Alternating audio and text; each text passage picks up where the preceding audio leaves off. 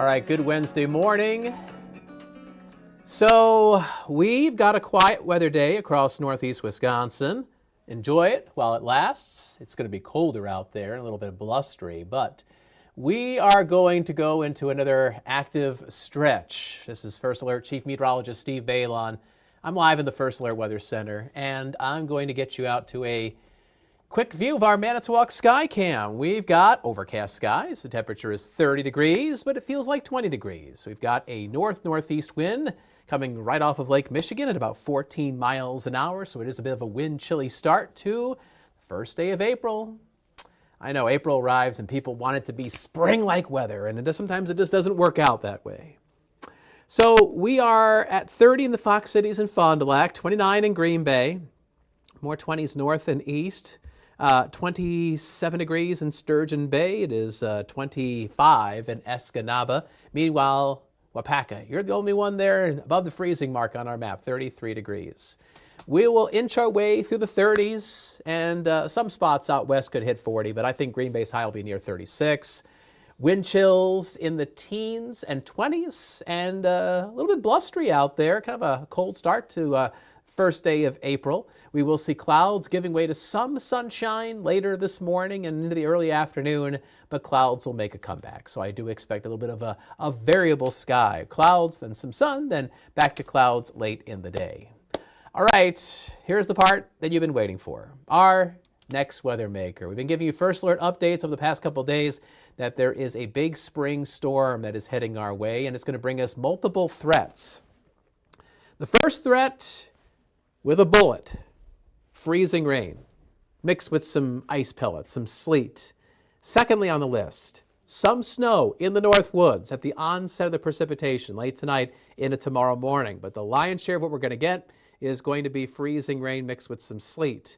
And then it switches over to rain showers as temperatures get above the freezing mark. And then we watch for thunderstorms tomorrow evening. So that's number 3 on the list, the possibility of some heavy or strong thunderstorms towards the end of this big spring storm that is coming in late tonight and into tomorrow. All right, so we've got lots of colors on our winter alerts map.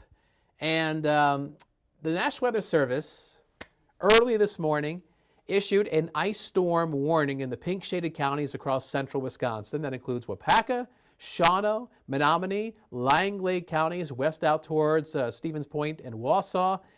And in the North Woods, up towards the upper Michigan border, the white shaded counties, that's a winter storm warning. Meanwhile, in the Fox Cities, Green Bay, and over towards the lakeshore, a lesser, but still significant winter weather advisory. These advisories, warnings, they all start and stop at different times, but really just painting it with a broad brush. This is for late tonight, after midnight, into tomorrow. So the storm is out towards the Four Corners states. You can see the rain and the snow in the higher elevation of the Rockies. This is what we call a Colorado low. So this type of storm system emerges from Colorado and the Rockies and swings in from the southwest into the Great Lakes. It's usually following the path of the jet stream, and this type of storm tends to intensify and bring us a lot of problems. So we're going to go to First Alert Pinpoint Predictor, and we're going to start Predictor. I'm not too worried about today. I mean, today, clouds, some sun, but tonight is when we need to start really paying attention to the weather. Here's 7 o'clock this evening, thickening clouds. Now, if you have travel plans this evening, you're fine. Don't worry about traveling this evening because all this messy weather is coming in after midnight. So here's midnight. We're dry, but not for much longer. By 3 a.m., there's the freezing rain pushing into the Fox Cities, and I want you to keep your eye on the North Woods. The beginning of the precipitation will probably come down as wet snow, and it won't take long for that to switch into freezing rain just like the rest of northeast Wisconsin. The Thursday morning drive is not going to be good. It's going to be hazardous, especially if we get a glaze of ice on road surfaces and sidewalks and parking lots and your driveway.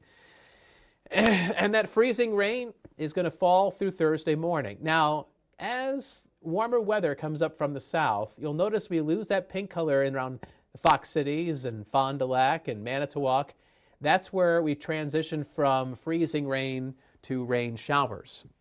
So icy roads will be improving in the latter half of the morning around the Fox cities and maybe into Green Bay, as that freezing line is just barely north and west. So Thursday midday, that freezing line pushes north of Green Bay. Here's 2 o'clock Thursday afternoon. Notice that freezing line is very slow to move northward. This process is going to be just creeping along. That freezing line, 2 o'clock Thursday afternoon, Shawano to Marinette, Oconto Falls in there as well. Folks in the North Woods are probably going to be in that freezing rain for much of the day. In fact, you may not get out of those icy conditions until Thursday night. Here we are looking at 6 o'clock Thursday evening, still icy rain in the North Woods. In the Fox Valley, that is rain and thunderstorms. And those thunderstorms coming in around and just after the evening drive time home, some of those could be strong, possibly severe. Heavy downpours a possibility. You may have to watch out for wind and hail. Those will be zipping across the area this evening, and then showers and thunderstorms will be marching out of northeast Wisconsin heading into Friday morning. So there's your timeline of how this storm is going to evolve. Again, at the onset, some slushy snow is possible across the North Woods. I wouldn't say a lot, an inch, maybe 2. The freezing rain threat is more serious, and you could see north and west, especially in that ice storm warned area. That's where you're most likely to get about a half an inch of ice accumulation, or in other words, ice accretion.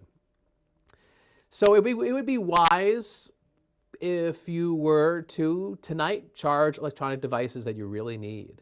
And if you've got flashlights in your home, make sure that they are either all charged up or have fresh batteries, and they're available tomorrow.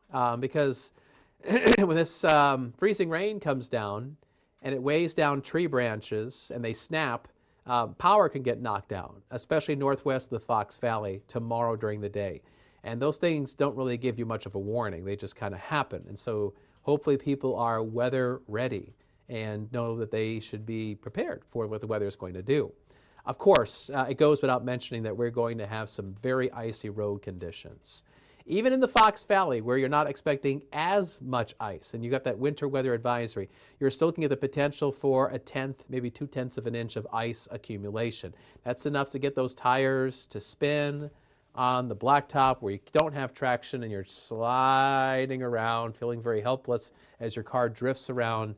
So that's a very dangerous situation. Again, the most icy conditions in the Fox Valley will be the Thursday morning commute. So please plan ahead. Travel could be tricky to treacherous.